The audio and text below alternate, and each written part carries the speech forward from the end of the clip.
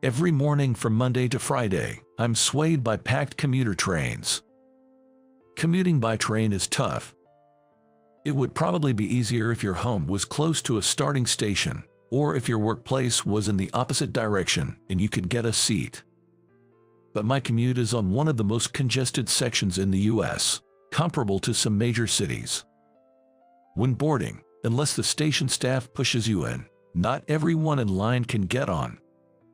Once the train starts moving, it's truly jam-packed.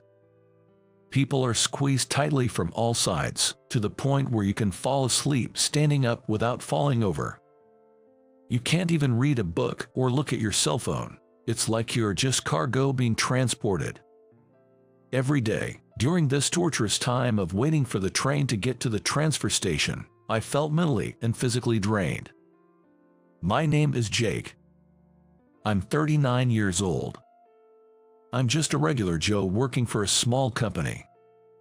That day, I had once again become cargo swayed by the packed train. But something different happened that day. I noticed a woman standing in front of me, covering her mouth with a pale face. She looked like a businesswoman in her 40s, wearing a suit. I watched her anxiously, wondering if she might throw up, and she was sweating and had her eyes closed, but suddenly she leaned and collapsed onto my shoulder. Surprised, I spoke to her. "Ma'am, are you okay?" She covered her mouth with a handkerchief and said, "I'm sorry, I'm feeling sick." I quickly shouted to those seated nearby, "Excuse me, there's someone feeling unwell here. Can anyone offer their seat?" The crowd made some space, allowing us to get closer to the seats. A young woman stood up and offered her seat, saying, "Here you go." "Thank you." Supporting the unsteady woman, I led her to the seat. I had her sit down and asked, "Do you need an ambulance?" She replied, "No need for that. I just need to take some medicine and rest a bit. Thank you." She took a pill from her purse. In a split second, I took out a bottle from my bag. "It's tea, but please have some if you'd like. I haven't taken a sip yet." She hesitated for a moment, then said, "Thank you," and drank some of the tea. Later, she tried to get off at the next station. I thought it might be dangerous if she got dizzy and fell on the platform. So, I supported her and got off the train with her. Then I made her sit on a bench. When I asked her, "What will you do now?" she answered in a weak voice, "I'll rest for a while and then catch a taxi home. I'm sorry for troubling you so much." The now slightly better-looking woman bowed her head to me in gratitude. "No, please don't worry about it. I just did what anyone would do." "But you're on your way to work, right? Is your job going to be okay?" Hearing her voice filled with concern, it suddenly hit me. Oh no, I have an important meeting first thing this morning. I quickly checked the time and realized I wouldn't make it even if I caught the next train. Oh, shoot, I need to hurry to the office. It was my fault for leaving home during a time when a single train delay would make me late. Yet, part of the reason was that I was out drinking late last night entertaining clients, not returning home until the early morning hours. I usually arrive at work half an hour earlier than everyone else arrives to clean around my desk and get ready for the start of work, but this morning the desire to sleep in just a little longer won out. Still, I was late because I was helping someone out. If I explained the situation, they'd probably understand.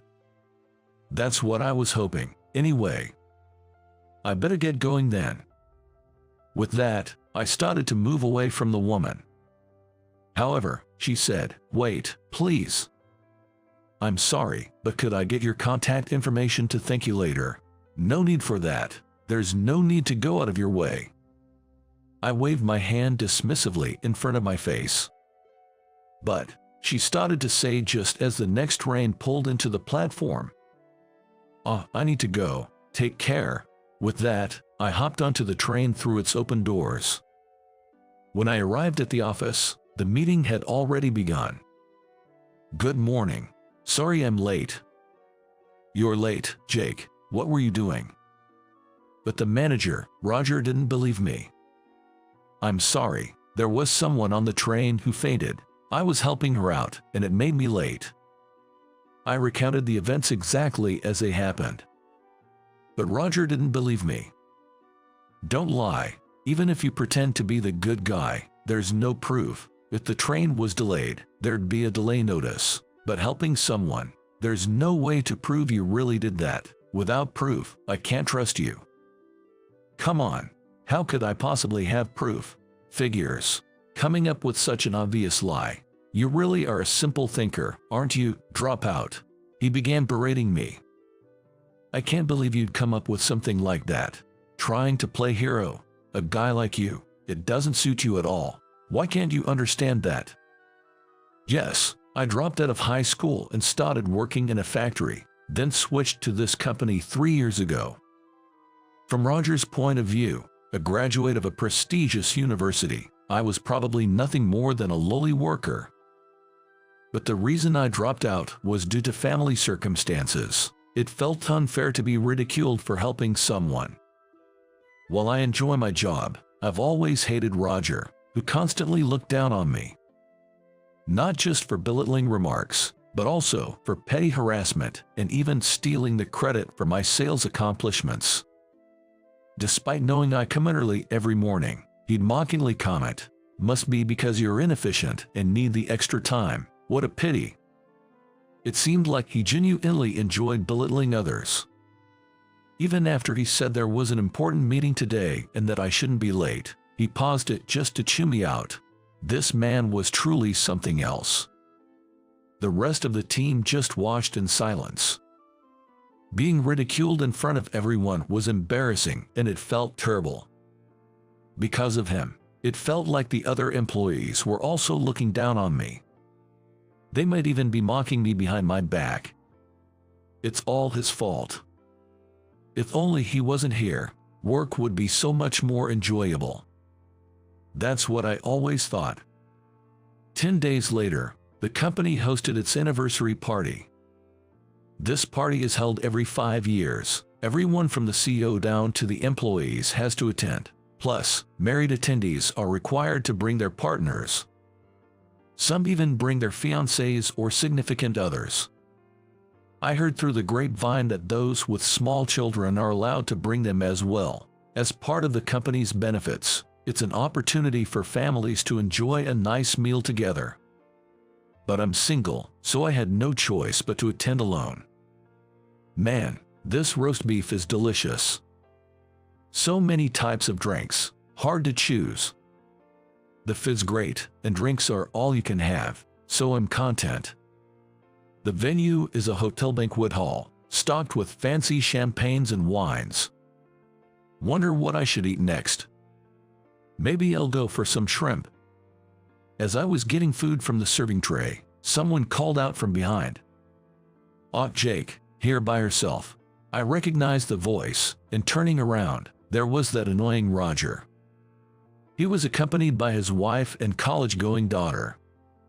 Both his wife and daughter are quite attractive, always a point of pride for him. "Thank you for always taking care of my husband." His wife bowed slightly in gratitude, and I nodded back. "Oh, the pleasure is mine." "Figures you'd be here alone. No woman would want to settle with someone like you, especially not with your dead-end job and your always broke self." "Oh, come on."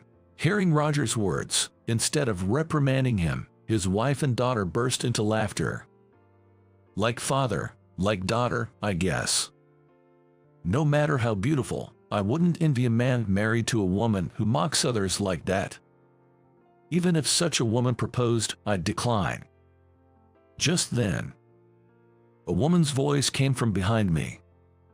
"I'm his partner, is there a problem?" Turning around, there stood the woman I had helped on the train just 10 days ago.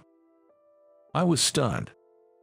I hadn't even gotten her name then, so I didn't know what to say.